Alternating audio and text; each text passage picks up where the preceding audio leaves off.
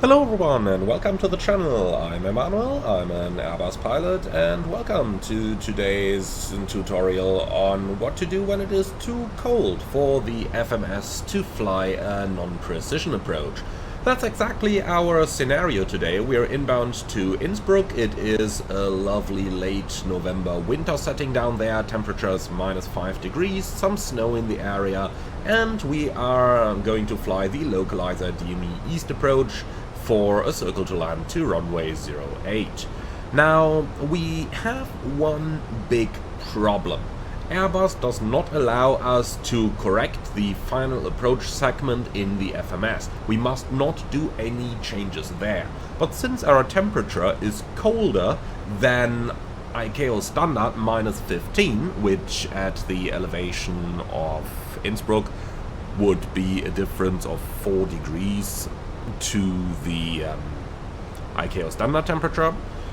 So since it is colder than ICAO standard -15, we have to apply a cold temperature correction. Now, this is a pretty common scenario for an approach to Innsbruck, and today we are going to have a look into how that's going to be done. So I will show you the flight sim way of doing this, and I will also show you the real world way of doing this, because in the real world we do have a lovely calculator available. Now, there are some apps on the internet that you can use, but I want to show you the manual method as well over here. So first of all, let's determine if a cold temperature correction is needed at all. So that's a rather easy thing. You take the outside temperature on the ground, which is -5 degrees Celsius today, and then you take the ICAO standard atmosphere -15, which is 0 degrees at sea level. You have a look at the aerodrome elevation down here, which is 1,907, so basically 2,000 feet. And in an ICAO standard atmosphere, for every 1,000 feet elevation, it's going to become 2 degrees colder. So that means that the ICAO standard atmosphere in Innsbruck would be a temperature of 11 degrees, that's 15 minus 4 due to the elevation. And now we take a look at the standard temperature, 11 degrees minus 15 degrees, which is -4 degrees. Our actual is -5, and that means a cold temperature correction is required.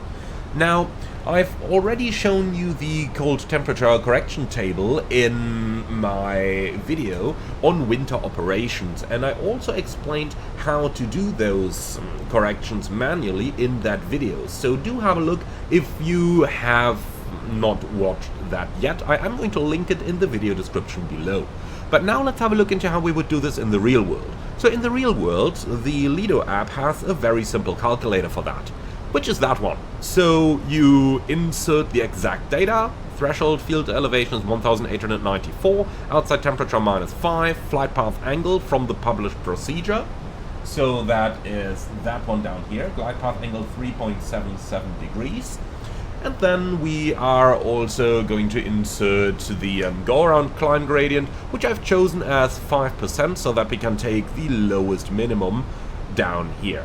Now, with all of that in mind, let's now have a look into the altitudes that we've entered. So you can see I've chosen 9,500, 8,700, and so on. And those come from the table that we need for the vertical profile down here. So I've chosen those, and then I've added a couple for the minimum, and just to make it a little bit easier to calculate over here. And once all of those are inserted, the app is going to give you an output, which is this one. So it actually tells you what all of those values are once they are corrected. So 9,500 becomes 9,980. 8,700 on the chart becomes 9,130. It also gives us, at the bottom of the chart, the corrected published flight path angle versus the corrected flight path angle. So while 3.77 degrees is the published flight path angle on the chart, we actually need to fly -4 degrees in order to be able to keep the vertical profile. Alright, so that was a lot of theory that we now have in our mind. Let's go ahead and put that into practice. As mentioned, we're not allowed to insert any of that on the flight plan page, but what we can do on the performance page is to insert the corrected minima. So we are using 3,700 since we want to fly the circling approach, and that is done at 3,700.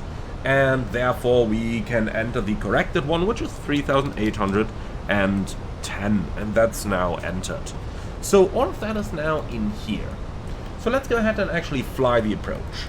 We're inbound to Rattenberg, and the descent point is going to come thereafter. So let's go ahead and descend to the nearest altitude to the corrected descent point. Again, I'm going to keep that table up in the lower left of our screen so that you guys can follow along. As you can see, we need to be 9,980 at the point where we start the descent. And as you can see, if we look at the approach chart, that point is located at 19 DME. So let's go ahead and turn on the LS over here so that we can actually receive, positively identify that waypoint, and then we can go ahead and start preparing ourselves for the approach. So let's go ahead and set the QNH. We're going to go down to 9,900 feet, and at 19 DME we are going to leave that altitude using FPA mode from our autopilot. So we are changing over to track FPA over here. We'll get the airplane level. I'm just going into FPA mode here for a short moment so that we actually get the airplane level. Hold star, here we are. So, 1 mile prior to the descent point, we are going to set the desired flight path angle, which is -4 degrees in today's case. So at 19 miles is the descent point, therefore at 20 miles we're going to dial -4 into the flight path selector. Localizer is alive, let's arm that one.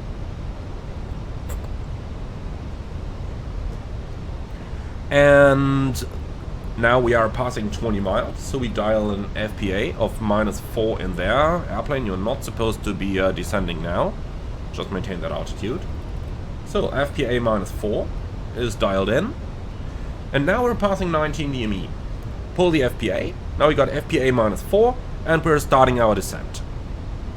And now we need to do periodic cross-checks to ensure that we're actually at the correct flight path. So next up, at 17 DME, we got 8,700. And the corrected 8,700 becomes 9,130, as you can see on the table. So passing 17 DME, we're looking to be in 9,130, so we can see we're like 150 feet high at the moment. So let's do something against that. What can we do? Well, make the flight path angle a little bit steeper up here. So now we're going down at 4.5 degrees. By the way, you can see that I'm configuring the airplane in the background here while all of that happens, so that's just happening at the same time as well. The next altitude we gotta check is 14 DME in 7,500 feet. And as you can see on the correction table, that becomes 7,850 on our altimeter. So at 14 DME, we expect to be in 7,850. So we just keep flying down here, cross-check our distance, and we're now at 14.3. Let's wait until we're in 14, and then we expect to be in 7,850. 14 DME, and we are pretty much on profile. So let's return to a flight path angle of -4 degrees over here.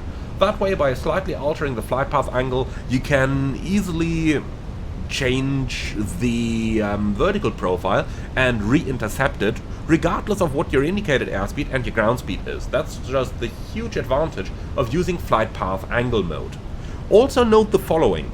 In Innsbruck there is a glide slope available, but that's advisory only, and there are publications, official publications, that tell you not to use the glide slope unless you're within 10 DME, and even then it's advisory only, so you still have to cross-check any of the flight's data using the method that I'm just showing you. So let's go ahead and have a look into the next altitude. Next up we got 10 DME, and that one's supposed to be in 5,890. 5,890 becomes 6,140, including the altitude correction. So let's go ahead and have a look into how that's working out. Now, since we're already descending, we can also set our missed approach altitude, which is 9,500, as you can see down there. So basically 9,500 becomes a corrected 10,000 feet again. Alright, passing 10 in 6,140, we're exactly on the glide slope, just like we should be. Perfect. That's exactly how this should progress.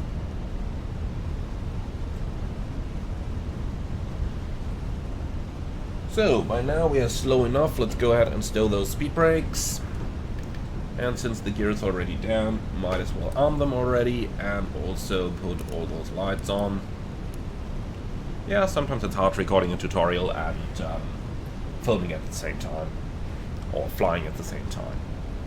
Alright, so we're approaching 8 DME. 8 DME 5090 becomes 5290, and as you can see, going through 8 DME, we're exactly on the altitude.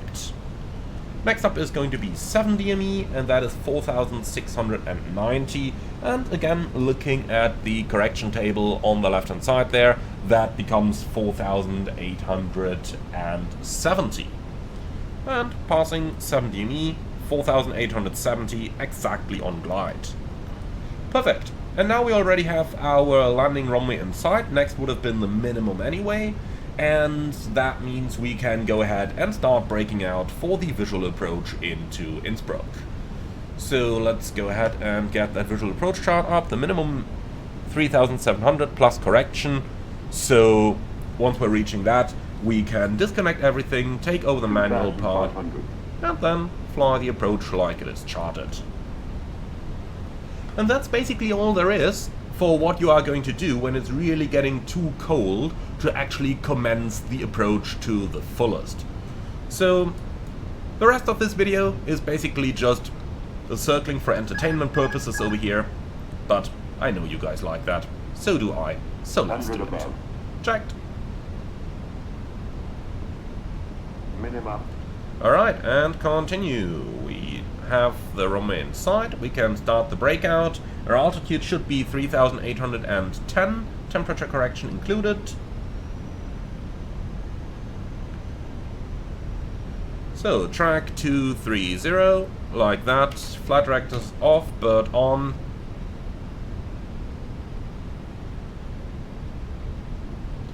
And now let's go ahead and fly this lovely circling approach. Again, Innsbruck, absolutely loving it. So, we're following track 230 until we're just about above these power lines over here. Then it's going to be track 234 until reaching Axam's church. And once passing the church, we are going to do the right-hand turn onto the final approach. And that's basically all there is for this particular circling. Now, we are getting pretty close to the mountains, like 700 feet above ground on this one. So always be aware of those, make sure that you can maintain visual.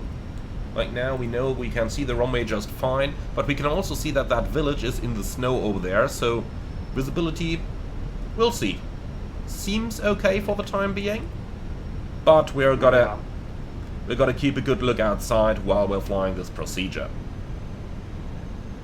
Also make sure that you're getting close enough to the mountains so that you're actually able to do the circling part of the approach without overshooting and flying yourself into the Martinswand right over there.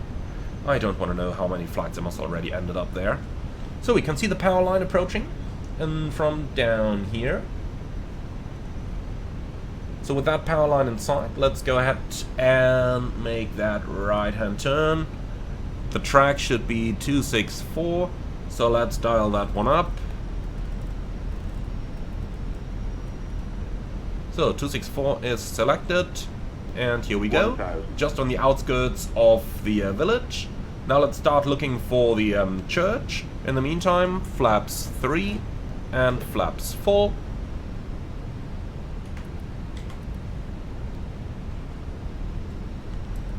Okay, so where is the church? I think it's over there. So the church is in sight.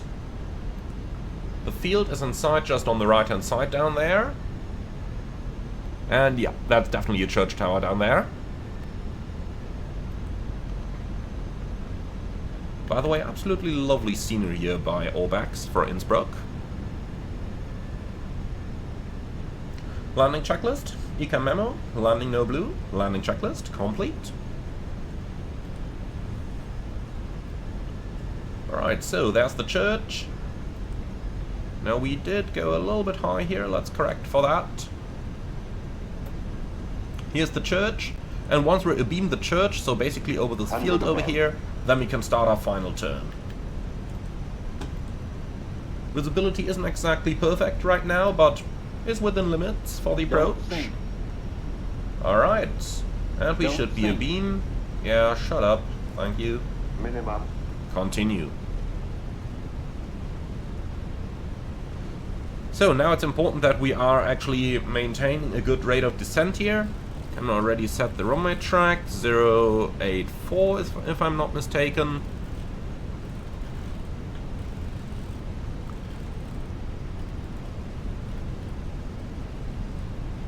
Okay, perfect.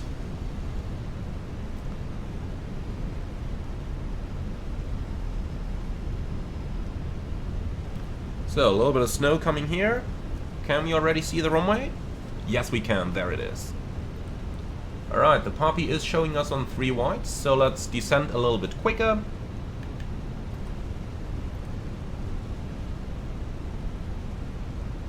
And here we are on Poppy. The Poppy does not need cold temperature correction. The Poppy is a visual aid, so, well, the rays of light aren't bent, so for that reason we know that we can trust the Poppy. The same goes for a glide slope, by the way, but the glide slope in Innsbruck has different issues because it can be reflected by snow on the mountains. Approaching 08. Checked.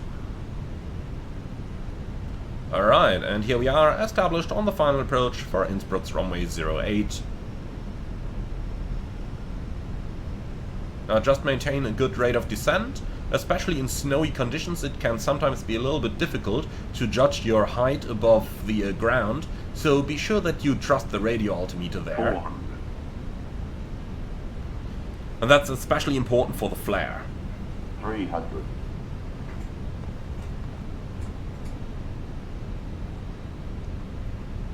Alright, nicely on Poppy, on centerline, everything was stabilized by 500 feet, so that's looking perfect. 100.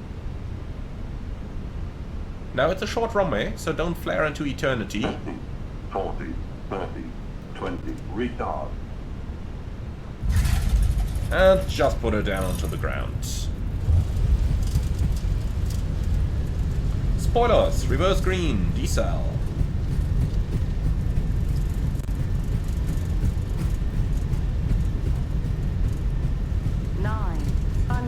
Meters remaining. Alright, beautiful.